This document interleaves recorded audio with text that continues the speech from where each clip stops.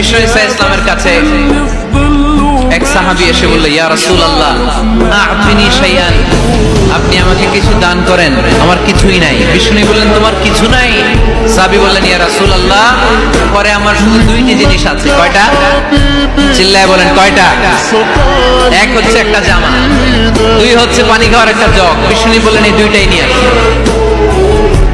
বিশ্বনবীর কথা শুনে ওই সাহাবী ঘর থেকে জামা নিয়ে আসলেন, পানি খাওয়ার জগ নিয়ে আসলেন।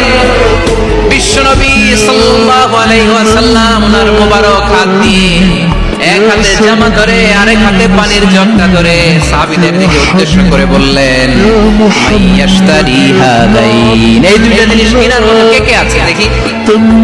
কয়েকজন হাত তুলল। বিষ্ণু বললেন, কত দিয়ে কিনবা? এক সাহাবী বলে, ইন্নী আশতারিহিমা বিদিরহাম, ও নবী যদিও এগুলো আমার দরকার নাই, কিন্তু আপনি যেহেতু নিলামে ডাক তুলেছেন, ইয়া রাসূলুল্লাহ ইয়া হাবিবাল্লাহ, আপনার সম্মানে আমি এক দিরহাম দিয়ে দুইটা জিনিস কিনে নেব। এক দিরহাম, একটা জামা, একটা পানি খাওয়ার জগ, দাম কত? এক দিরহাম।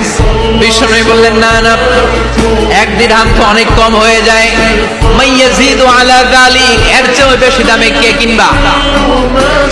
আরেক সাহাবী হাত তুলে বলতে লাগলেন, ইয়া রাসূলুল্লাহ ইয়া হাবিবাল্লাহ ওয়া ইন্নী আশতারিহিমা বিদিরহামাইন, আমি এই জামাটার পানি খাওয়ার জগটা এক দিরহাম নয়, দুই দিরহামের বিনিময়ে কিনতে চাই। বিষ্ণু ইসলাম ওই সাহাবাকে দিয়ে দুই দিরহাম নিয়ে, যে লোকটা ভিক্ষা করতে এসেছিল তার হাতে দুই দিরহাম দিয়ে বললেন, যাও এক দিরহাম দিয়ে ঘরে খাবার কিনে দিয়ে আসো, আরেক দিরহাম দিয়ে একটা কুঠার কিনে নিয়ে আসো। শুনতেছেন? কি কিনে নিয়ে আসো? কুঠার দিয়ে কি করে? গাছ কাটে। ওই সাহাবী কুঠার কিনে নিয়ে আসার পরে বিশ্বনবী নিজ হাতে কুঠারের মধ্যে একটা কাঠের হাতল লাগাই দিলেন। আল্লাহু আকবার। হাতল ছাড়া কুঠার ইউজ করা যাবে? বিশ্বনবী নিজ হাতে ওই কুঠারের ভেতরে একটা হাতল লাগাই দিলেন আর বললেন, লা উরিদু আন আরাকা 15 আইয়াম, এই কুঠার নিয়ে জঙ্গলে যাও, গায়ে অনেক শক্তি আছে, কাঠ কাটো, এই কাঠ কেটে বাজারে বিক্রি করো, সামনের 15 দিন যেন আমি আমার চোখের সামনে তোমার না দেখি।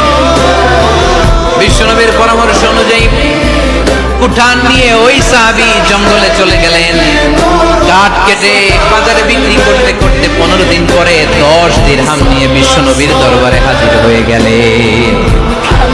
10 দিরহাম নিয়ে বিশ্বনবীর কাছে হাজির হয়ে গেলেন।